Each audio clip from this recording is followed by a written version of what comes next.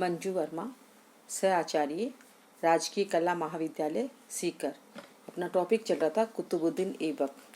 तो ये इसके कुतुबुद्दीन ऐबक के कार्य एवं महत्व एवं आराम शाह। यद्यपि ऐबक ने समस्याओं के समाधान के लिए काफ़ी प्रयास किए, किंतु 4 वर्ष के अल्प शासन काल में इन पर सफलतापूर्वक विजय प्राप्त कर पाया। यद्यपि वह निरंतर अपने साम्राज्य की सुरक्षा में व्यस्त रहा, जिसके कारण वह देश की शासन व्यवस्था में सुधार न कर सका। उसकी शासन पद्धति सैनिक थी तथा सेना की सहायता से ही वह प्रशासन करता था। यद्यपि वह स्वयं एक प्रवीण घुड़सवार, अचूक तीरंदाज, योग्य सेनानायक तथा साहसी नेता था। उसने अपने स्वामी के सदा बड़ी लगन से सेवा की। इतिहासकार हेग तथा अन्य विद्वानों ने उसी को भारत में मुस्लिम साम्राज्य का वास्तविक संस्थापक बताया है। प्रोफेसर हबीबुल्लाह कहते हैं कि यद्यपि मुइजुद्दीन ने संचालन की प्रेरणा दी, परंतु ऐबक ने ही दिल्ली राज्य की हर पहलू को एक योजना और व्यवस्था के अनुसार संगठित किया।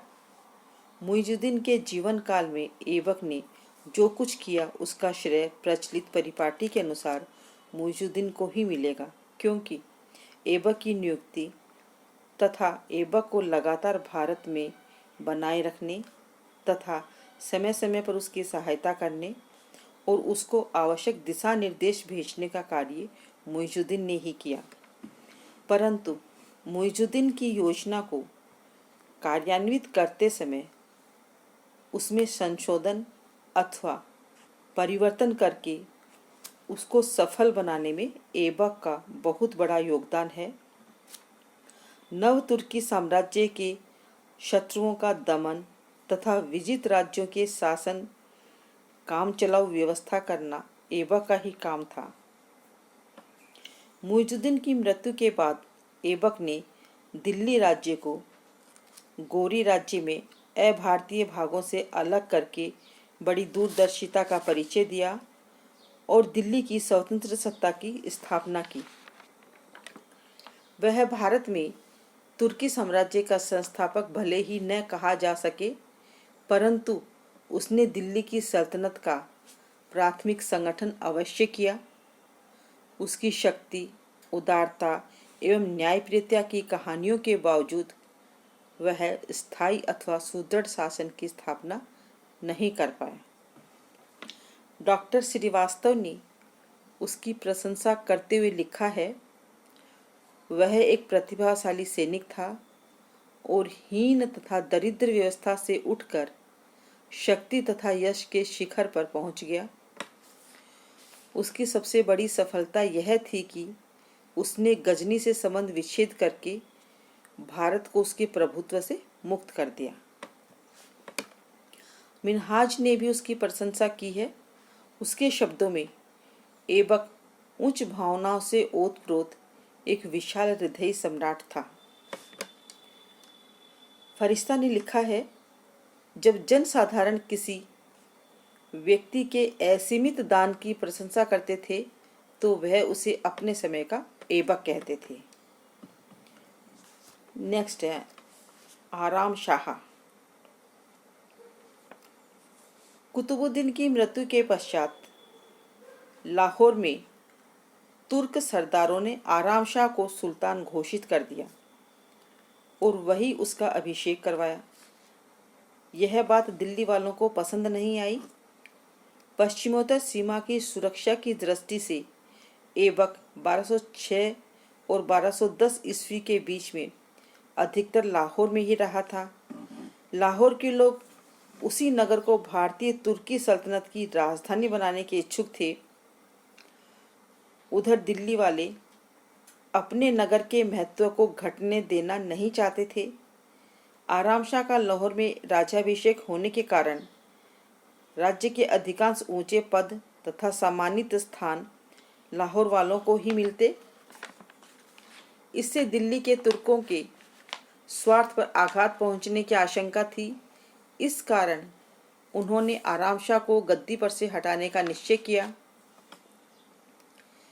यह भी संभव है कि इन लोगों ने यह कार्य तुर्की सल्तनत के हित की आड़ में किया हो और यह प्रचार किया कि चूंकि सल्तनत की स्थिति डावाडोल है, इसलिए आराम शाह जैसा व्यक्ति सुल्तान का कार्यभार संभालने में अशक्त होगा। अब्दुल्ला वसफाक ने लिखा है, कुतुबुद्दीन के कोई पुत्र नहीं था।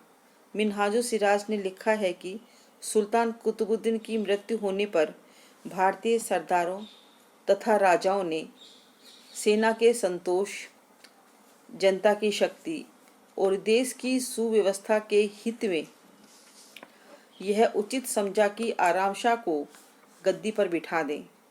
उसके बाद ही वह कहता है कि सुल्तान कुतुबुद्दीन के 3 पुत्रियां थीं, जिनमें से एक इल्तुतमिश को ब्याही थी। इस भांति मिन्हाजुल सिराज की आराम शाह को स्पष्ट ऐबक का पुत्र नहीं कहता। बाद की घटनाओं से पता चलता है कि आराम शाह कोई योग्य व्यक्ति नहीं था। तब उसकी गद्दी पर बिठाए जाने का कारण अधिकतर विद्वान यह बताते हैं कि आराम शाह ऐबक का पुत्र था। ऐबक के मरते ही तुर्कों में फूट हो गई और दिल्ली सल्तनत के टूटने की स्थिति पैदा होने लगी। कुबाचा ने मुल्तान और उच्छ में अपने को स्वतंत्र सुल्तान घोषित कर दिया। बंगाल में अली मर्दान भी स्वतंत्र सुल्तान बन गया। दिल्ली के तुर्क सरदारों ने, जिनमें अली इस्माइल प्रमुख था, इल्तुतमिश को सुल्तान का पद स्वीकार करने के लिए आमंत्रित किया। इल्तुतमिश बदायूं से दिल्ली आया।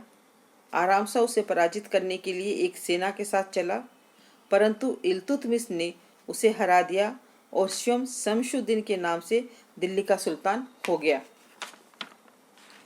आराम शाह या तो मारा डाला गया या बंदी गृह में खत्म हो गया। इस भांति ऐबक के वंश का अंत हुआ। उसके स्थान पर इल्बरी तुर्कों का राज्य स्थापित हुआ। शमशुद्दीन इल्तुतमिश ही प्रथम इल्बरी वंश का संस्थापक था। 1211 ईस्वी में इल्तुतमिश ने दिल्ली साम्राज्य की बागडोर अपने हाथों में ले ली।